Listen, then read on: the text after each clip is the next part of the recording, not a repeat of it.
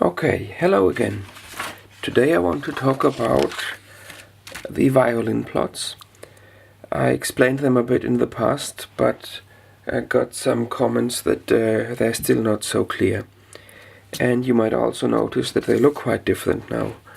This is because even though I try to adjust the scanner so that it tries to not tamper with the image at all, it actually turned out that it was still doing adjustments to the pictures. It basically tried to normalize the pictures. So if we look at something like the Domtar paper, which is very gray on purpose, because it would only see lots of gray, it would try to make the picture lighter anyway. So this is a hidden setting somewhere, and it's quite a mess then basically to every time override it. But I've redone all the samples, and this is how the new box plots look like. Sorry, not box plots, violin plots. I tried box plots in the beginning, but I think violin plots just show much more. So these are, magnified here, these are the samples of the graphite on the paper. But this doesn't tell you that much, I thought. So I think the violin plots tell you much more. Let's look at the different papers we use. We've got the Boise paper here. That's basically taken from the County Fair edition. So if I look here, officially that's Boise Offset Smooth 50T whitewash. Then we've got Finch Fine. Finch Fine is that new Black Ice edition. Officially it's Finch paper, fine, smooth, 70T bright white. And maybe this is only my paper, but my Black Ice edition pages looked like that. I mean, the packaging was damaged when I got my delivery, so the calendar was kind of shredded as well, so maybe it has to do with the fact that my packaging was damaged. Then we've got Domtar. That's the Lunacy edition. Officially that's Domtar Earth Choice Grey 60T with Moondust Grey. This is quite grey paper, as you can hopefully see here. And we've got Finch Opaque, which is that some people call it craft, but it's the original field note. So officially that's Finch paper, opaque, smooth, 60T, bright white. Okay, the first thing here you can see, or let's explain this a bit more. Now this obviously looks as if the Domtar paper, no, I need to go a step back. Okay, we've got different values. So basically we take a sample of the graphite on paper and I scan it, and we've got many pixels then, or we could also say we've got many measurements. So if a measurement is very bright, for example over here, this is quite bright, that would be a high value. 3 would be pure white. If we have a very dark value, that would be black, and 0 would be a very black value. So we can see here how the range of brightness is. So the brightest value we achieve in this case is in that range. This is the darkest value we achieve. So we achieve darker values with the Domtar paper. So you could say that writing with graphite on the Domtar paper produces a darker line, which is kind of true, but this is partly due to the fact that this paper is much darker than this paper, for example. And so this is the Domtar paper, quite grey. This is Finch fine. You can see this is much brighter than that. Does it matter? I guess it doesn't really matter. If you think, for example, of a whiteboard, and I'm thinking of that example because I use one often at work. If you think of a whiteboard and you write with a black marker on a whiteboard, then obviously the black marker is the black value, the dark thing you see, and your brain automatically assumes that the whiteboard is the lightest value you can see. But what else could you do? You could use a projector, connect your laptop or a computer, and you use that projector on that whiteboard, and suddenly that whiteboard that was the brightest value earlier will become the dark value. Everywhere you don't shine additional light on will be black, so your whiteboard actually becomes black, and where you shine light on becomes white. So it doesn't really matter. Our eyes compensate to some extent, and the fact that my old scanner setting was normalizing or adjusting those values didn't really matter. In fact, actually, I think they were representing the feeling for the human much better than the new values do. But the new values are more objective, so I think I should stick with the new unadjusted values. So what can we see here? We can see, for example, that the Finch fine paper that's being used in the Black Ice edition can achieve much brighter whites. And we can see that even though I didn't even scan the pure paper, I only scanned the paper with graphite on it, but the paper still shines through. And here in between, where the paper shines through, I can still see that the paper is actually quite light. So I can see that here it goes nearly pure white, whereas Domtar quite grey. What else can we see? I think we can see that those violin plots are much more condensed. And I think this is a good indicator that actually that paper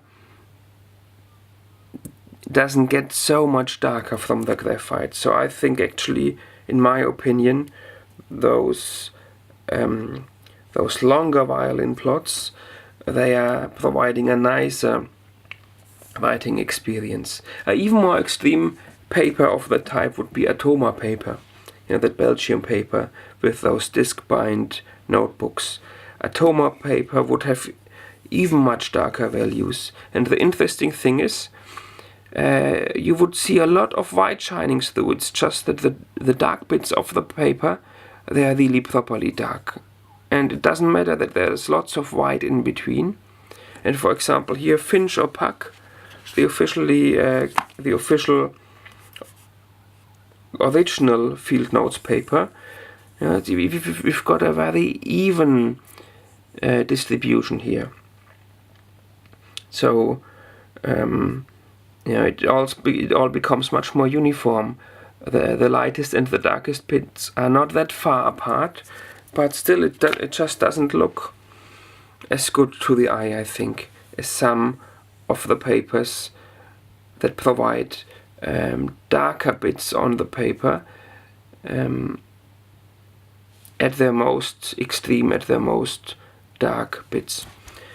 And if we again compare that to Automa paper or to other paper, we can actually assume, I would think, that those papers with darker bits that spread out more, that they are rougher. And in experience, you can, if you try it out, you can see that you can use a lead several times harder on Automa paper than you would normally do. So it also very much depends on what kind of lead you use. That Finch Opaque paper, if you use a very soft pencil, it might also be great for whatever you want to do. Or maybe you don't even want a dark line. That's why it's quite interesting to look at those violin plots, to think what actually you want in in a paper and to think whether this paper does what you want.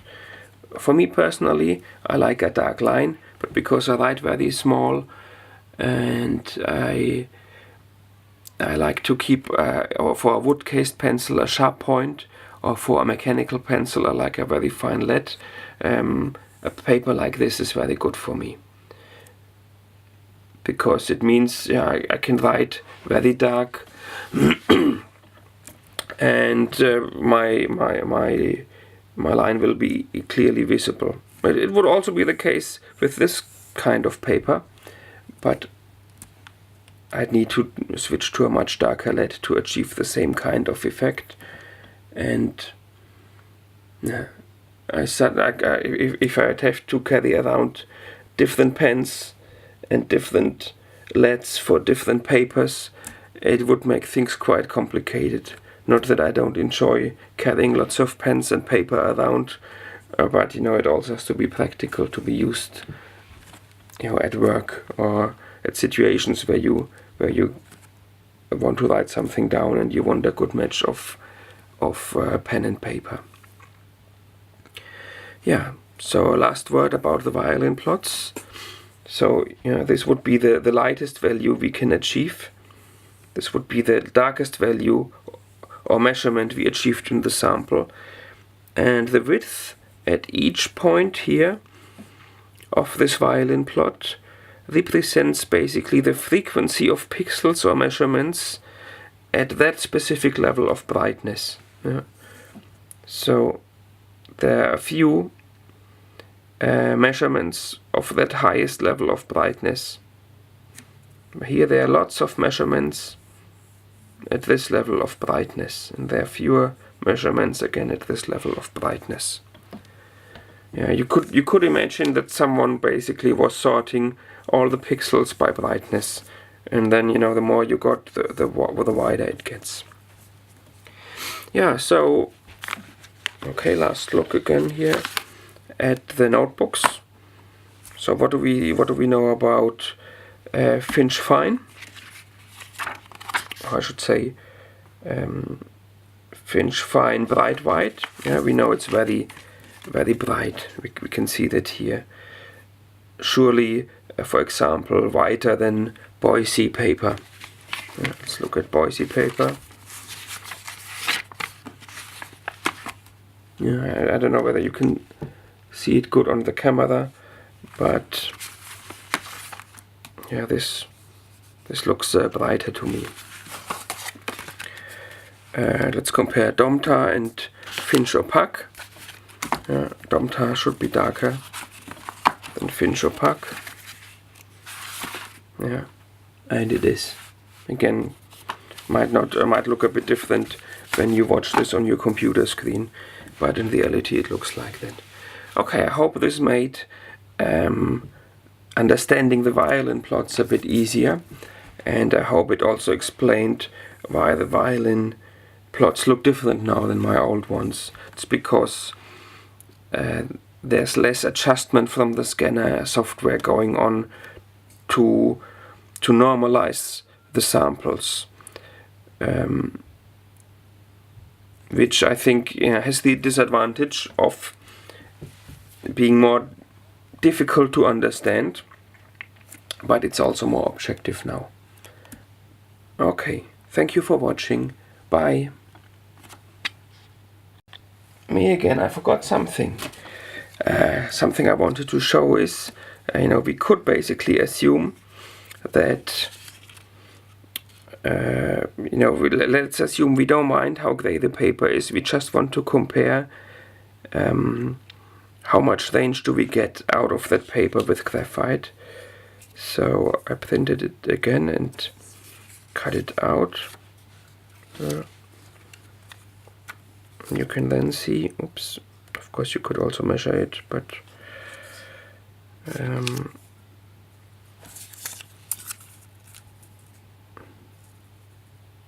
you could then see that the Boise paper has a bit more range than the Finch Fine, and those two are a close call, I would think. But then, there's Domtar and Finch Opaque, close call here, not sure. Yeah, but they're the same. Yeah, violin plots. I just cut them out. So, yeah. And when we normalized it, that's a bit like what the scanner software did. Okay, thank you. Bye.